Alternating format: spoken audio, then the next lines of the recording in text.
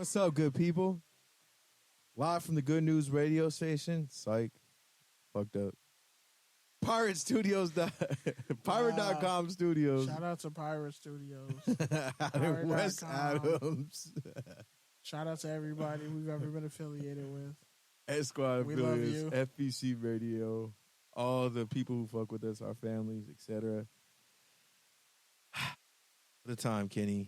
NFL draft wrap last week. In case you missed it, we had a 2-part special. We went 1 hour at the top of the draft and 1 hour at the back end of the draft. Was a hell of an experience. We had Kalen Jones from The Ringer call in. We had We Beat the Line, We Beat the Spread call in as well. It was a hell of an experience. And now here we are doing it again, about to wrap up everything that happened in the past week. Well, yeah, man. 9 months of draft coverage. Crazy, yeah. We interviewed a bunch of people who actually got drafted, which is pretty dope. So, yeah, fuck with us. I had some guys who didn't get drafted I'm still really shocked about, but they landed in some really good undrafted free agent situations. All right, but yeah, man, so in case you missed it, I was out there at the actual NFL draft, taking it all in. First night, I was at Sapphire Gentlemen's Club. Shout out to them for hosting us, keeping us right. Next day, I was on site. So I pulled up to the draft, wearing my suit. It was my birthday. It was hot. He was but not also naked. kinda windy. He was wearing his birthday suit, but it was clothes on. Yeah, so it was hot. And if you were there or you were around, you probably saw, like, hold on, I'm trying to figure this shit out so that we don't get an echo again, but I don't know. I'm not getting any feedback on the board, so we'll see. Hopefully this is playing. Hopefully. But yeah, man, so it's pretty much like a music festival meets a carnival meets a conference. And so it's like this big open area with all these different fields, all these different activities going on. And then in the middle of it is the draft stage, which was basically like a music stage, big ass monitors, stage, speakers. And so there's basically a pit, right? Like that's what people are buying tickets for. And then if you want to get in there and you don't have a ticket, you got to wait in line. Line was like an hour and a half, 2 hours, some crazy shit like that. So anyways, I waited in the line for like 10 minutes after I got denied credentials because they were hating. But whatever. I did more interviews than some people who actually had credentials. Shout out to y'all, content creators. But with that, I did get to see the GOAT, Michael Vick. I wish I would have been a little bit closer because I feel like he would have said what's up to me. I'd have been like, yeah, you remember me from the NFLPA game? And he probably would have been like, yeah, actually, I do remember that because... You want to race in the parking lot? Shout out to ATL. I actually missed like this whole last season. I ain't watched none of it. I just walked in. I was like, GOAT, GOAT, GOAT. And he turned around. And I pointed at him. I was like, you the GOAT. That was it. But yeah, man. So anyways, bunch of shit going on. There's a Raider booth. There's Bud Light everywhere. It's hot. Bunch of fans piling into this area. And I'm just like, man, why do you really want to pile into this area to sit there and be hot and just stand and watch someone kind of famous come onto the stage and announce somebody else who may one day be kind of famous? Like, I'm good, bro. Like, I'm just going to go back to the sports bar, chill, watch the rest of this shit. I got my 4 interviews, and I was like, I'm good. I'm out of here. Let me go fucking turn up now. The draft don't deserve me. It's their fucking loss. Whatever. Whoop-de-whoop. So. Whoop-de-whoop is the greatest transition ever, by the way. Yeah, whoop-de-whoop, whatever. Yeah. But yeah, man, so needless to say, there was all kinds of fans out there. But of course, Silver and Black were out there strong, their home market representing. Found several fans out there repping the Silver and Black. First one, this is not my friend Caesar, but some dude Caesar, he's a Raiders fan. And yeah, he was like one of the first ones I saw, so I just pulled him aside and asked him what his experience was.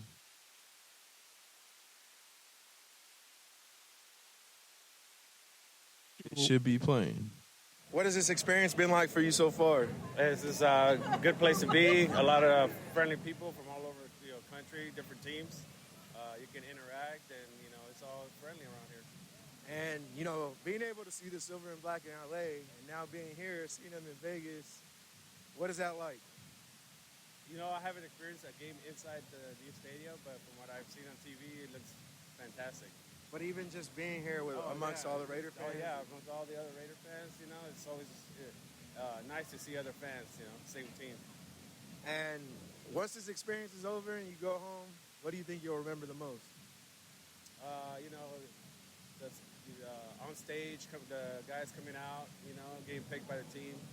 And just being amongst everybody there. And last question, our pick is coming up. What player, what do you think the pick is going to be?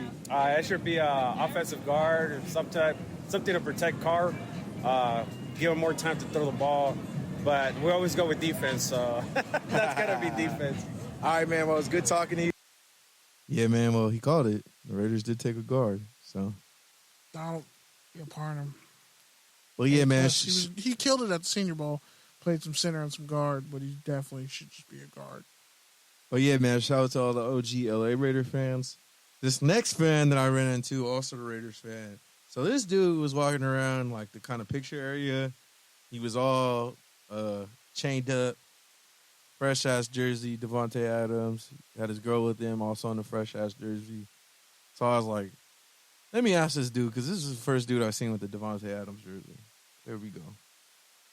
All right, so what's your name and where are you from? Ricardo. I'm from Fresno, California. Ironic. How have you been feeling about the draft experience so far? I mean, it's cool. I like it. We're having a good time. We came yesterday, today. And you got a Devontae Adams jersey on. You're from Fresno. Yep. Derek Carr, Devontae Adams. Yep. What does that mean to have those two together now in silver and black for you? I mean, I think it's going to be great. Hopefully they ball out like they did at Fresno State. And just for you, man, making the drive, do you prefer coming out here or did you like going to Oakland better? Nah, to be honest, I'd rather come to Vegas than Oakland any day. Yeah, man. So that, again, another Californian. That was unnecessary, especially since he's from Fresno. You know how Fresno people are. But anyways, shout out to the 559. Point is, another interesting perspective just in terms of someone who drove in from what would kind of pretty much be the middle of Oakland and Las Vegas, basically, adjacent. Probably the same distance both ways. All right. Next interview, man. This dude, I want to say, was part of the family, and there was about eight of them, like 2 adults and like 5 to 6 kids, all in silver and black jerseys. So I was like, let me talk to this dude and see what's up. What's your name and where are you from? I'm Jay from Bakersfield, California. All right, man. Well, you're all silver and black, head to toe. You got a inaugural Las Vegas patch on. Of course. What does the Raiders being here in Vegas mean to you? It means everything, man. I don't have to drive freaking 10 hours. Now I just, down the street. And so far, what have you taken away from this experience, being here a couple of days ago? Man, like, my dream was going to an NFL draft. Being at the NFL draft, where my home team, my favorite team, at all. All right, man. So our pick is coming up. What do you think the team should get? We need a cornerback, so hopefully we get a good cornerback. Right, well, he's going to be still wishing because Raiders didn't get a cornerback. They should have took Kobe Bryant. He was available, but Zamir White was a good pickup. But also Tyreek Woolen would have been nice in the 5th round, but All right, man. And this last one was one when I was pretty much like driving up, and this dude was also in silver and black, of course, but he had this jersey on with patches that I've never seen, bro. Like, he had some OG, like, he had the 50s logos on there. He had everything, bro. Like he has his shit was tight, bro. Like I was like, this shit is tight. So, anyways, here it is, Raider Jack. First off, where are you from, and what's your name? You can call me Raider Jack, and I'm from Pahrump, Nevada. All right, so Raider Jack, you got the Jack in the Box Raider helmet, you got all the patches. You're here in Nevada. What does it mean to have the Raiders here in the NFL draft? It's a dream come true, and it's a bucket list checkoff. You know what I mean? And the weather is great to have it out here in Vegas, unlike some of the other locations where it's cold and wet. Everybody gets to come out here and enjoy it, and it's like a friendly family atmosphere. And so far, being out here, what's been your favorite part about the experience? Just having all the other fans that aren't Raiders fans come up to me and ask to take pictures with me. They must like my costume. All right, man, and our picks coming up. What do you want to see us get? What position do we need? I don't really care about all that when it comes to picking because I care about what happens on the field. You know what I mean? Amen. So I'm one of those ones that I don't really pay attention to who they pick as long as they perform when it comes time to perform. You know what I mean? Yep. But, all right, man. But to come down here and experience the NFL draft here in Vegas, you can't pass that up. You know what I mean? All right, Raider Jack. Well, it's good to meet you. And I All right, brother. appreciate the Thank you, time. man. Yep. Let's get your picture. Big. Yeah, man. Shout out to Raider Jack from Nevada. Another interesting perspective. He actually has so part of his costume is basically the Jack in the Box, but black. Nice. So, and then he has black pinstripe pants. So yeah, everyone was out there taking a picture of him. I got a good picture of him on the little football player silhouette with the shoulder pads. So yeah, that looked pretty cool, man. But overall, it was a great experience to connect with some more Raider fans, and yeah, man, it was fun. Even though it was a lot, it was honestly a lot. If I had gone there with my dad and all my Raider homies and you and I had gotten a good night's sleep, then I probably would have been more into waiting in line to do some of the activities and check out the beer garden and all that good stuff. But when I got there on Friday, it was getting crowded. I was tired, and I was just yeah, I'm not feeling this. Let me get my interviews. Let me go somewhere comfy and watch the Raiders pick. And so that's pretty much what I did. And Saturday, same thing. I mean, I think the city was kind of burnt out after 2 days. Saturday wasn't as crowded. And, I mean, who really gets up before 1 p.m. on Vegas unless you're going to a day club? And even then, you're probably getting up begrudgingly at 10. You get up at 11 because you got older family members. Basically. If you wake up at 9, it's because they woke you up to go to Denny's or go to breakfast off the strip. And you're like, Or why if am you're- I here? And you're probably throwing up in the bathroom, miserable as fuck, not just wasting $20 on a meal that you probably should have just waited 3 hours to eat. Nah, it's more we're already up. So, shout out, last time I was in Vegas was 2017. Me and my mom got blacked out drunk. Blacked the fuck out drunk before 2 o'clock. We went to go eat first. So she went to go play slot machines. Me and my sister just went to go get ice cream and just watch stuff. But yeah, it's funny when you just get blacked out drunk and you're really not trying to party. You're just, especially when it's hot in Vegas, you get blacked out drunk, and then you get something to get some water or whatever, put in your little souvenir cup to get you back right. Just to get you going, or just you find somewhere to sit down for a while, charge your phone, rest your feet. I think stuff like that is cool, especially events like that for the draft. But yeah, now had I gone and it was a different situation and the whole gang was there, nobody's sleeping. No, you either sleep on the flight there or you sleep on the car ride there. Most likely we'd probably be taking a flight, get to the hotel. And I'm fine with that, but not standing outside. Yeah, I can't waiting stand in outside in one line spot. If we're standing and just outside, looking at fucking semi-famous people introduce other semi-famous people. nah, I'm moving and shaking. I'd rather be inside a lit room, talking shit, eating, meeting up with people, setting something up for the night. At that point, you want to be inside a well, an AC filled. And it wasn't hot. It wasn't hot. It was just windy and the sun. See, the trick is even when it's not hot in Vegas, it's still kind of hot because the sun is just it's just hot. You're in the desert. Yeah, You're like, in the fucking desert. Yeah. Let's just be honest. They just like build it up nice, but you're in the desert. But I mean, yeah, man. Overall, it was pretty crazy just in general to see like half the strip pretty much shut down, like for one event, is wild. And you know, according to my Uber drivers, they're planning on doing the whole strip for the F1. I think they said in July or something like that. So the whole strip is going to be shut down for like a full month as they like set up all the pit stops, get all the street right, and test everything. So, yeah, Vegas is going to be a total shit show that month whenever that happens. And the Pac-12 title game, they're trying to move that to Vegas, but I think they can't do it for like 2025 because there's so much stuff going on. I don't think you understand how crazy Pac-12 The title Pac-12 game. title game was there last year. Yeah, but I'm saying it's like there's so much stuff coming up now on the docket.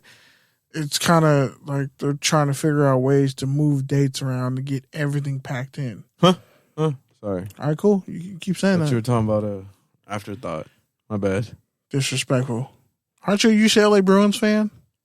Adjacent? Shout out to the University of Texas not getting anybody drafted this year. That shit was wild. When I tell you Texas is trash, you should probably fucking believe me.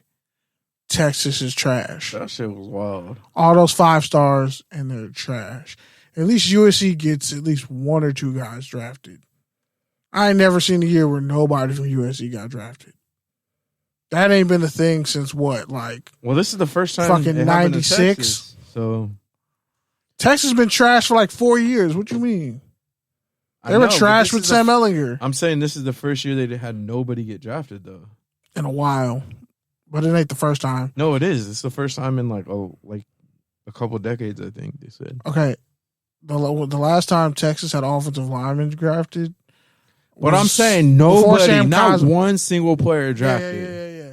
But I'm saying this was coming 5-6 years ago when I told y'all Texas is trash. And like, think about it. They got 3 5-star QBs on their roster. Malik Murphy went to Sarah, won a state championship to end his high school career. He goes to Texas. I don't know why. I just don't know why. I would have went somewhere else. But that's him. He gonna do what he gonna do. Then you got the transfer, who's like the highest rated quarterback of all time, who's at Ohio State. I was about to call him Gunnar Keel, but that's not his name, even though he looks like Gunnar Keel. The dude with the I can't remember his fucking name. When he makes a play, then Quinn Ewers. There we go, Quinn Ewers. And now people are saying, That already sounds like a bust name. and he has a mullet. Yeah. And then Arch Manning, who's coming up next year, which I don't know why the fuck he would go to Texas. He might go to Georgia. Honestly, Georgia would probably be the best bet because it's Georgia and they got QBs. All right, so we already talked a lot about the first round of the draft and the draft experience, but overall, from the whole overall draft, like, what are some things that caught your eye? What are some things that made you say, what the fuck, etc.? Yeah, the fact that USC offensive lineman Jalen McKenzie didn't get drafted and Carson Strong didn't get drafted. When people are saying Carson Strong was going to be a first-round pick, y'all really believe that dumb shit, didn't you? I watched Carson Strong at the Senior Bowl. He's not an athletic QB, so all he can do is throw from the pocket. But he's not really a lead at anything. He was just there. They hyped up this QB class just to kill their draft stock at the last second. And honestly, Carson Strong went the same way Jevin Sneed did like a decade and a half ago when they said Jevin Sneed or what's his name? Not Mel Kiper, but Todd McShay. Todd McShay said Jevin Sneed was going to go first overall in the draft. He was a transfer from Texas, went to Ole Miss, had a big year with Dexter McCluster, and they said he was mocked to go first round. He didn't get drafted. his career ended after like 2 years. Carson Strong, Andre Ward. Andre one Ward. was They had good. him 7th overall in some mocks. He didn't get drafted. Andre Woodson, I mean, Woodson, yeah, there you go. for Kentucky. Yeah, and now this next draft class, they're trying to hype up this Kentucky QB. Like, man, it's C.J. Stroud and CJ Stroud, I think, is Bryce the odds Young. leader right now. Ohio State. Yeah, C.J. Stroud, Bryce Young, Will Anderson Jr. Those are the top 3 players in the draft next year. I just think it's crazy. You Edge mentioned rusher, it by the with way. the QB class, but like Malik Willis, I think it's not even just that he fell. I think it's the way that he fell and the teams that passed on him. Steelers passing on him, I think they said was a last minute surprise to him. I think the Seahawks passed on him a couple of times when I thought they were going to take him. But ultimately, I think it worked out for him. He lands in the right spot in terms of, like, he's actually on a good team where he doesn't have to be a savior. He's got a quarterback who doesn't want to mentor him, but is a similar sort of style, except for Willis has a much better arm. So you factor all that in together, and this might actually be better for him because not only did he land in a better spot, but now he's got that Lamar chip on his shoulder times 3 because he fell 2 extra rounds. Be interesting to see what happens with Willis. But yeah, man, I don't know if he should have been a 3rd round pick, and I don't know if what quarterback was he? Like, He was like the 4th QB taken. yeah, and I don't know if he should have been the 4th QB either. I mean, Desmond Ritter went to a great spot in Atlanta. Yeah, I'm that was surprised actually the perfect Malik. spot for him too. I don't think Kenny Pickett's going to be that special, but they put Calvin Austin, George Pickens. They put a lot of receivers and talent around him, so he might be a little bit better. But I think Malik Willis would have been a game changer for Pittsburgh with his running ability and his arm. Like and Hugh Freeze said it. Y'all act like these NFL teams don't run college plays. They do. The terminology is the only thing. Football is the same everywhere you go. The terminology is different. The speed. And the speed and the player. But like, if I want you to run, if I say, you know, I want you to run 999. There's quick. only so many routes, and most of them you've been running since you were a little kid. I mean, there's little wrinkles and options in terms of like reading the defense and, you know, knowing what sort of spacing you have and stuff like that. Like, If I say 999 quick, that just means fucking 2-3 step drop and So- everybody run a streak. so go route. shout out to Vegas, man, because like I feel like their programming is a lot like deeper than ours in terms of like, just felt like more connected to like the football. Like they had Tim Brown and Jerry Rice on, and they were talking about their 2 different approaches. They're like, Tim Brown would never do one-on-ones. He only did game situations. He was like, Jerry Rice would do 1,000 one-on-ones because he wanted everything to look the same. So it was just 2 totally different approaches, but 2 almost equally as great players. With that, we got a guest in the chat. I'm going to go ahead and let him in right now. He is the legend, the independent creator, founder, CEO. I don't know what he is these days, but 1 million subs. he is the great Jake Allenbogen. How you doing, Jake? Miss you, man. He once told a man at the Senior Bowl, somebody said, "Hey, get out my seat." He said, "No." Man's a hero. We're doing well, man. We're hanging in there, persevering, making the best of it. And yourself?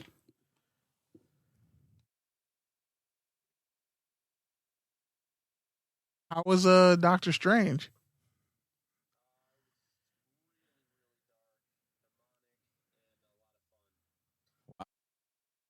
Expect that last one.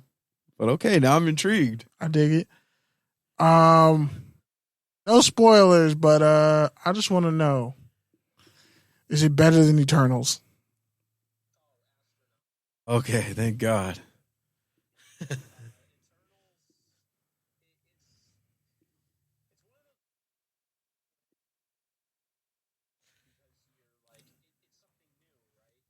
Yeah.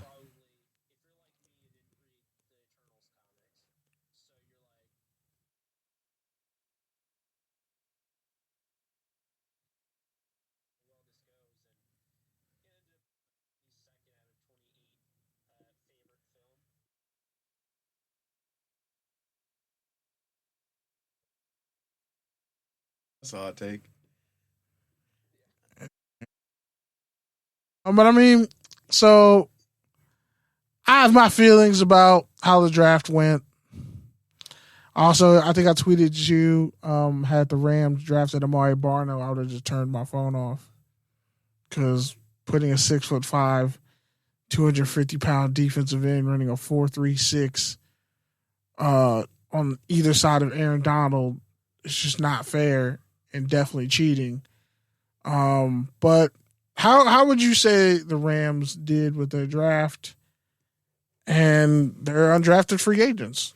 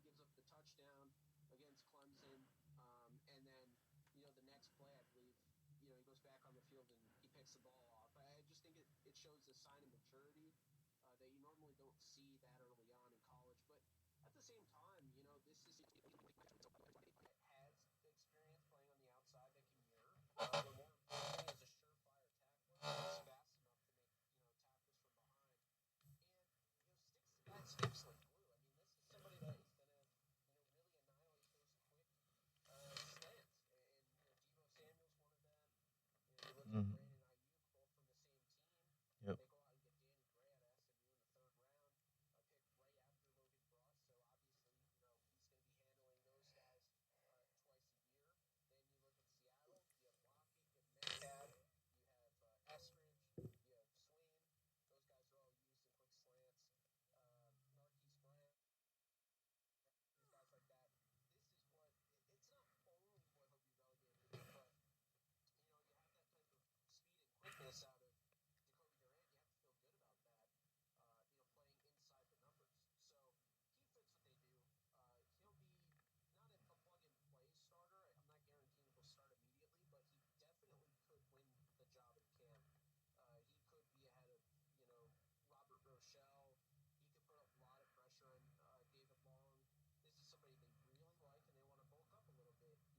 sits at 5'10", 180.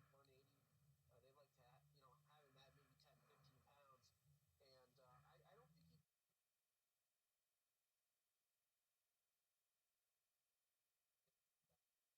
Then they trade up to 160. That teams ahead of them had met with Kyron Williams.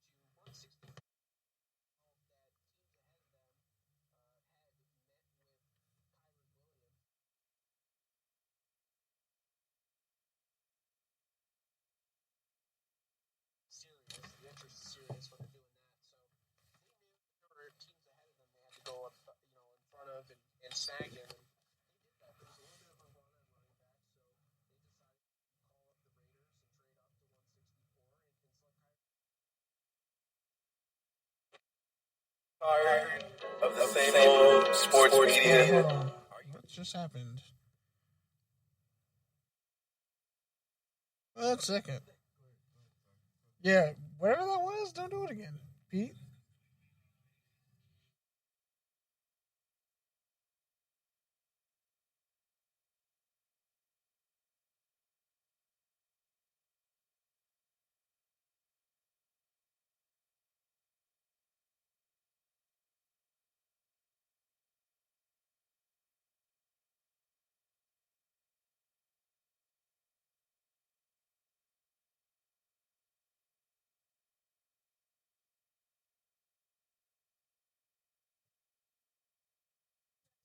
Just don't test very well. And, that's what happened with Kyron Williams. But I think when you look at him and what he can offer in the running back group, he certainly is an upgrade over Jake Funk. And I think he could be an RB1 someday for this team. So recording in progress. So then you have all those guys, right? So you have all those guys. And then on top of it, just a local kid, a guy from the area in Irvine, in Quentin Lake, who has NFL bloodline, everything, but also a guy that has been referred to by Ram Scouts as, a Jordan Fuller 2.0. I think he's similar to Fuller. I think he's similar to John Johnson. I think he's going to give you a wrap tackler, not a hit, impact guy, which I like. He's got speed is not slow. It's still that game speed translates. So this is a guy that has ball skills, and he played at a top-notch program in UCLA. So I really like that pick in the 6th round. Then the next pick, you go out. No, it's the 6th round. You've already done a really nice job with the lack of picks that you had coming in. And so you go out and get Darion Kendrick because they're like, why not? You have a really good coaching staff in the back end of our secondary. We've already met with this kid. We know that he stepped up his game when need be. Yeah, he might not play right away, but this is somebody that, he had some off-the-field issues that forced a lot of teams to take him off the board. There's a chance they could see this guy in the practice squad because of it. So, you add him to the roster, see what he can do. Obviously was a big part of a unbelievable Georgia defense. And then, they go out and they get Russ East in the 7th round. They get Daniel Hardy. Daniel Hardy's really exciting, a Montana State pass rusher that I think has an incredible athletic profile you can really develop and, fine-tune him into something special. And you also get A.J. Arcuri, the Michigan State offensive tackle at 261, who I think has potential to potentially start at right tackle down the road. So all of pretty good by the Rams, seeing as they came in and they had already used their picks on guys like Stafford and acquiring Von Miller and Sony Michel. So what they were able to do was impressive to me. As far as their UDFA's folks, I'm not going to lie. I think at the end of the day, they felt really good about their roster, so they didn't really go after the top-notch UDFA's. For guys that are going to compete, make a roster back. Or, unless you're looking at a guy like Jake Holman, there's not many guys on this roster that they got from UDFA signing